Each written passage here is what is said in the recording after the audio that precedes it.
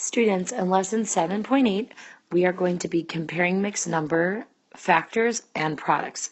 Our essential question for this lesson is, how does the size of a product compare to the size of one factor when multiplying fractions greater than 1?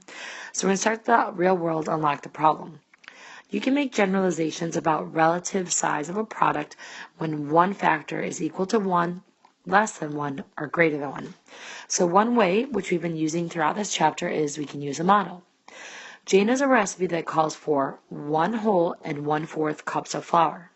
She wants to know how much flour she would need if she made the recipe as written, if she made the recipe as half, and if she made the recipe 1.5 times the recipe. So we're going to shade the models to show 1 1/4 scaled by 1.5 and 1.5. So the reason why we're scaling the 1 1/4 cups is because that represents the flour. So first it says to shade the models to show 1 1/4 scaled by 1 first. So now we know that, can I use what I know about the identity property? Well, something we know about the identity property, boys and girls, is 1 times any number is that number. That's the identity property of multiplication.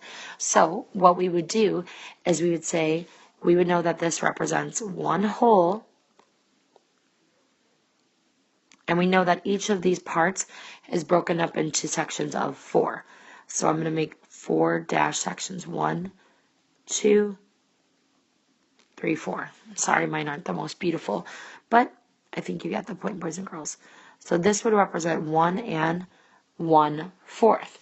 So we know that the product will be equal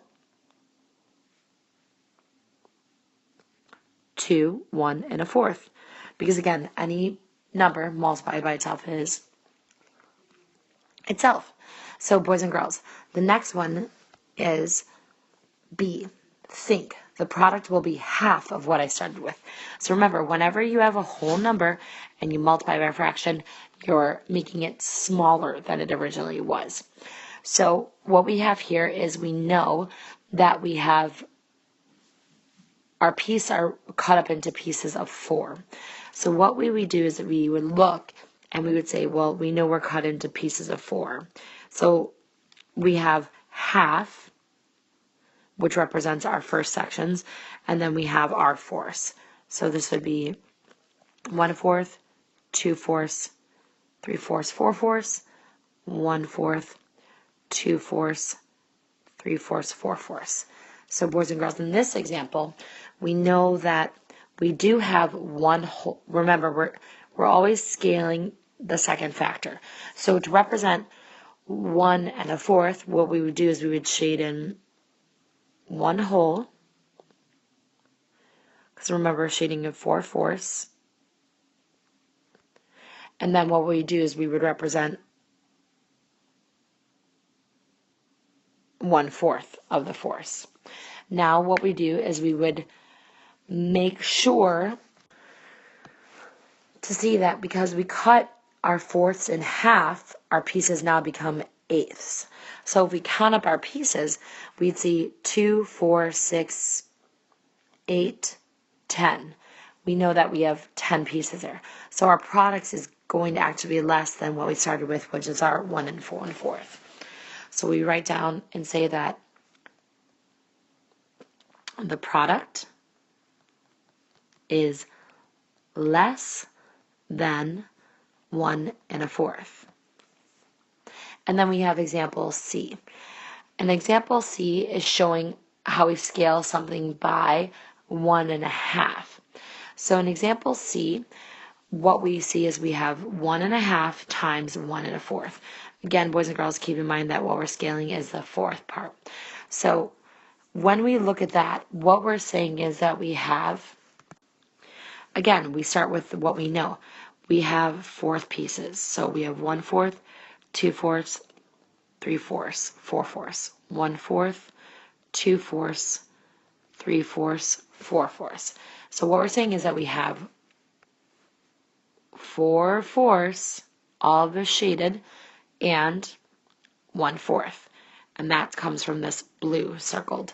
Now it's yellow.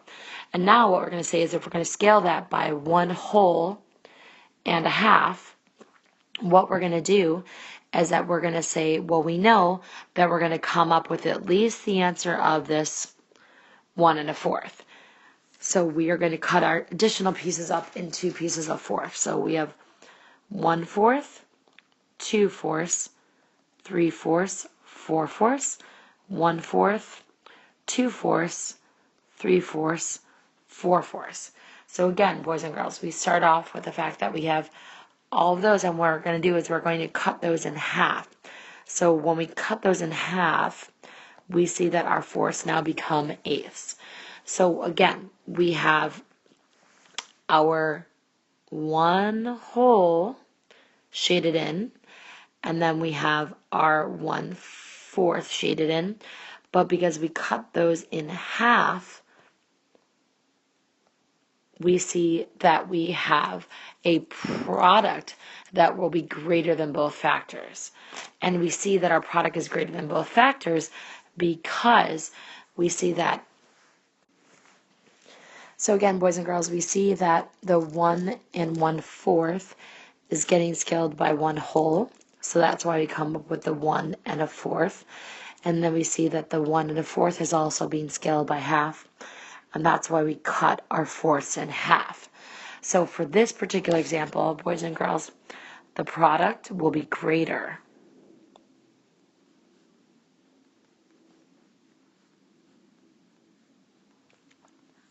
than both factors.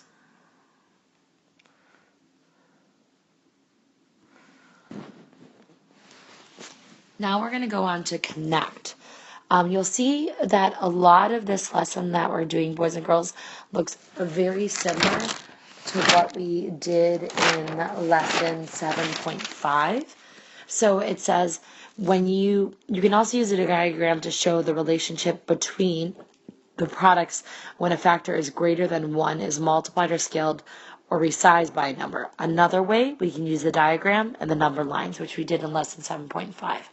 But we just did it with fractions and not with whole numbers and fractions. Jake wants to train for a road race. He plans to run 2.5 miles on the first day. On the second day, he plans to run 3/5 of the distance he ran on the first day. On the third day, he plans to run 1 2/5 of the distance he ran on the first day. Which distance is greater? The distance on day 2 when he runs 3/5 of 2.5 miles, or the distance on day 3 when he runs 1 2/5 of the 2.5 miles.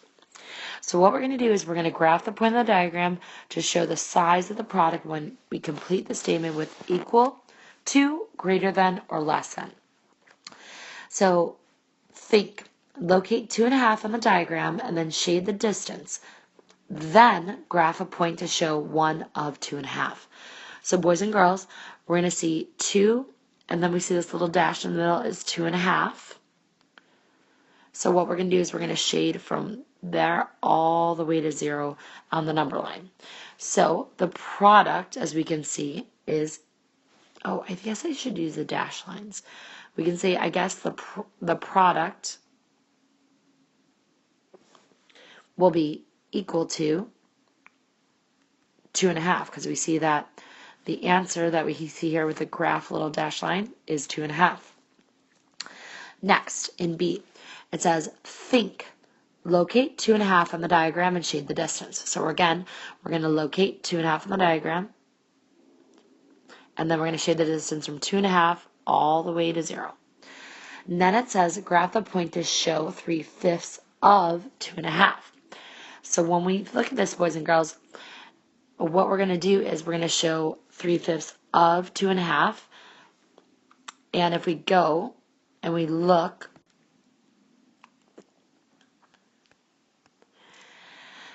we see that we have a 0, and then if we said 3.5 of, we would get our answer there, which we're plotting in red, and that is going to be less than 2.5, because we see that this red dot that we plotted, point I should say, is before the 2.5. So we're going to say it is less than. Step 3, or C, would be think. Locate 2.5 on the diagram and shade that distance. So again, we're going to go to 2.5, plot it on the diagram, and then we're going to shade for the difference from there to 1. Now it says, then graph the point to show 1 of 2.5 and 2/5 of 2.5. So we're going to show two different things here, boys and girls.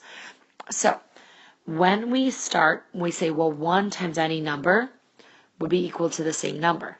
So our first answer that we're going to have is going to show that distance. So the product of a number greater than 1 and 2 will be greater than 2.5.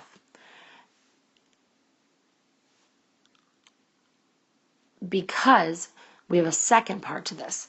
Because we have this 2.5 and we're going to multiply the 2.5 by 3/5, we know that the product is going to be greater than the 2.5. So we're going to start here, we're going to multiply it by 3/5.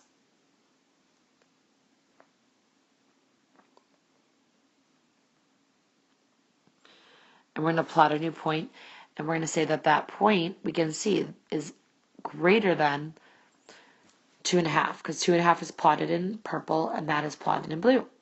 So 1 2/5 miles of 2.5 miles is greater than the distance of, than 3/5 mile of 2.5 miles. Boys and girls, it's really important that you keep in mind when you're multiplying by these scales that you're checking the graphs to make sure that you're multiplying by 1, half, and then a number greater than 1. And also, boys and girls, keep in mind that if you are struggling with this lesson, if you go back to lesson 7.5, this is the same lesson, but this time we're adding in mixed numbers. So we're going to be multiplying the whole numbers by the whole numbers and the fractions by the fractions.